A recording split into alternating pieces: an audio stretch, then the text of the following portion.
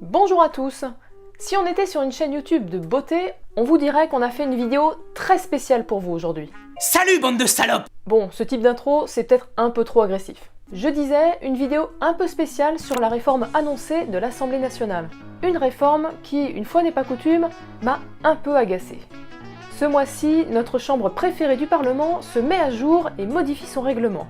Le tout pour changer de menus détails dans la procédure parlementaire, le droit des oppositions. Et pour en savoir plus, il va falloir attendre la suite de cette vidéo. Je vous en dis pas plus pour le moment. Plus que jamais, nous sommes en plein feuilleton et vu certains points qui sont modifiés, certains ont peut-être un peu trop abusé sur le Bourbon. Bienvenue sur WIP, la chaîne du jeu politique.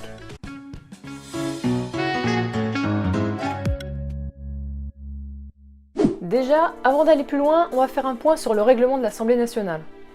Je vous l'ai déjà montré à plusieurs reprises, c'est le guide pratique, le petit livre rouge, la Bible, que dis-je, la lumière dans les ténèbres pour toutes les personnes qui travaillent dans l'enceinte de l'Assemblée nationale.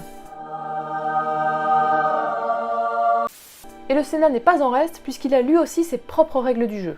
Dans ce bouquin qui s'apparente à une loi interne, il y a déjà l'instruction générale du bureau, c'est-à-dire toutes les décisions qui sont prises au niveau des instances internes. On y trouve toute l'organisation de ces instances justement, mais aussi les codes et usages dans l'enceinte du Palais Bourbon, que ce soit la tenue dans l'hémicycle, l'accès à la bibliothèque ou encore les modalités de vote des amendements. Mais les règlements des assemblées sont aussi une source de droit parlementaire, puisqu'on y trouve aussi des précisions sur le fonctionnement des chambres du Parlement, des explications sur la Constitution et bien évidemment la Constitution en tant que telle. Seuls les députés ont le droit de modifier le règlement de l'Assemblée et ne peuvent le faire que par un seul moyen, le vote d'une proposition de résolution.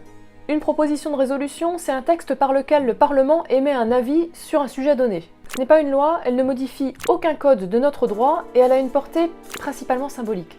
Cette proposition, qui se présente sous la forme d'un exposé sommaire et la plupart du temps d'un article unique, se vote dans les mêmes conditions qu'une proposition de loi. Elle est déposée auprès du président de l'Assemblée nationale, ensuite elle est examinée au cours d'une semaine de l'Assemblée, puis les élus vont déposer des amendements qui seront d'abord examinés en commission, puis en séance publique dans l'hémicycle. Maintenant attention, cette vidéo risque d'être beaucoup technique. Les vidéos explicatives habituelles, c'est plutôt le mode facile, là je vous préviens tout de suite, on est en mode difficile, voire en mode critique.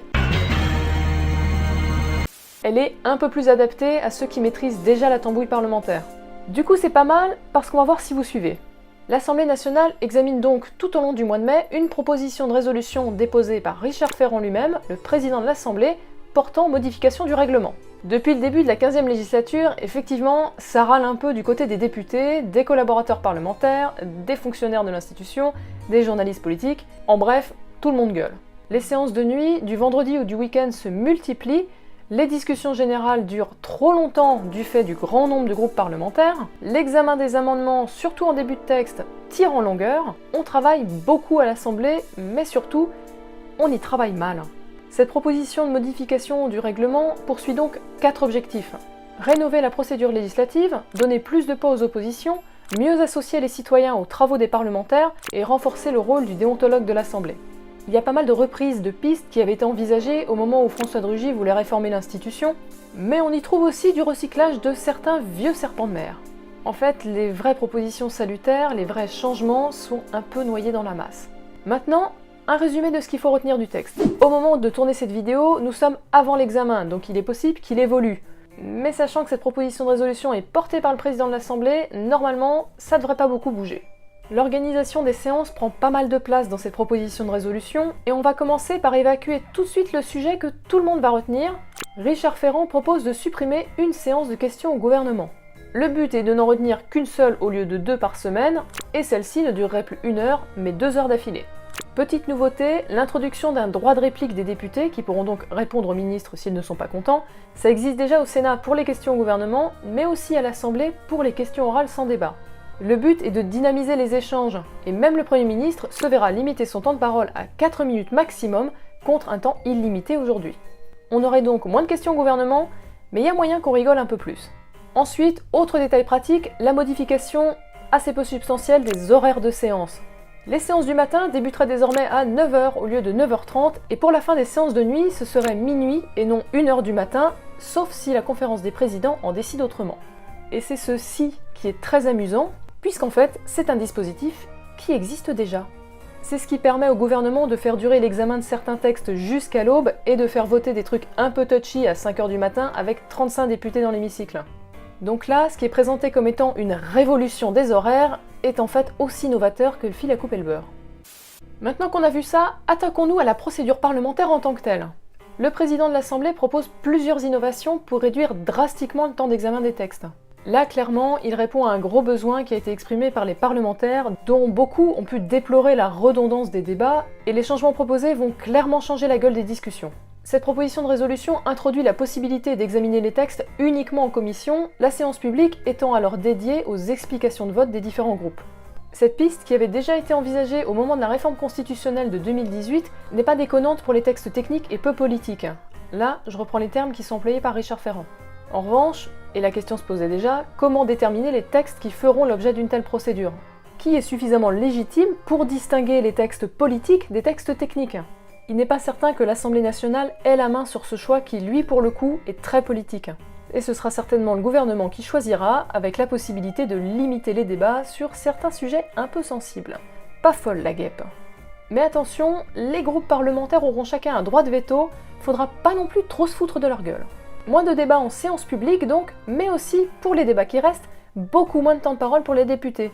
Effectivement, le président de l'Assemblée nationale compte réduire drastiquement le temps qui est dédié aux discussions générales, notamment en limitant le nombre d'orateurs par groupe à un seul et pour 5 minutes de temps de parole maximum, et puis surtout, en début d'article, il ne pourra plus y avoir qu'un seul orateur pour chaque groupe. Alors qu'aujourd'hui, bon, c'est vrai que c'est un peu le bordel vu que tout le monde s'inscrit sur les premiers articles. L'idée, c'est de limiter les effets de tunnel, vous savez, ce qui fait que plus personne n'écoute rien au bout de 3 orateurs.